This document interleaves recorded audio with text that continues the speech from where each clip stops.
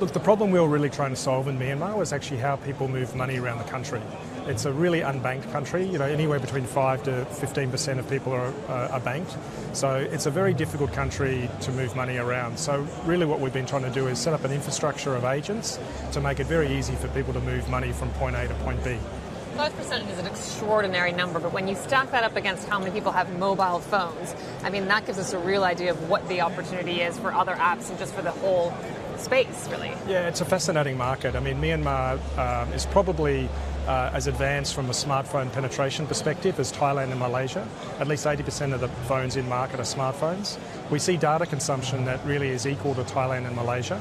So it's actually providing a really interesting digital foundation for us to build services off. Do you think there is some reluctance, though, among foreign investors, outside tech companies, to get in just because of some of the terrible news we watch, humanitarian concerns, the ongoing Rohingya crisis, what that means on an optics level? Do you think that scares away some investors? Look, I'm sure there's been some investors who've looked at those things and actually thought against it, but I would really encourage people to look more closely at the market. I think everybody's working hard to sort of address some of those issues, and I think there are great opportunities. It's got a great population, a smart population that's actually ready to work, and the upside potential of the country, I think, is very real.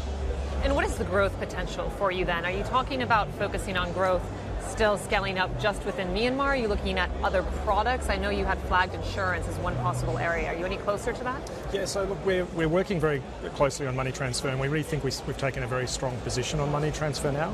But we're moving more heavily into digital products now, so still based around money transfer, but also moving into lending, moving into savings products. As the insurance market starts to liberalise in Myanmar, we want to help to be a distribution platform for insurance. And of course e-commerce. We already have an e-commerce product, but we're looking to expand that as well. These are all areas in which we see the startups here at the FinTech Festival very active in, but you've also been with one of the giants before. You previously had a stint at Visa. When you consider both roles that you've led, I mean, do you still think that innovation is better done outside of the big incumbents? And to that extent, will we continue to see quite a bit of deal flow with the old world and the new world combining? I think what's really fascinating, Visa, when I worked in Visa, I was working on the emerging market side of the equation for Visa. They've built some interesting products for emerging markets, but emerging markets problems are sometimes more complex than, say, a developed market product can solve. So I think some of the fintech companies that are coming out of developing markets are really solving some of the problems that really are relevant to that particular consumer base.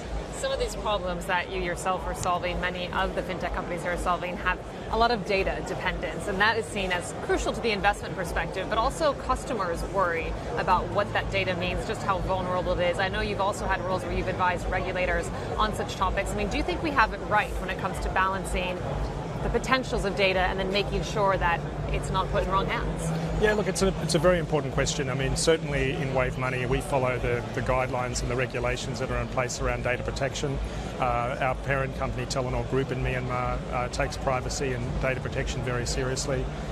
So it's definitely an area that, we want to leverage data and use data to make better decisions and to provide better products for customers, but we have to be responsible about it at the same time.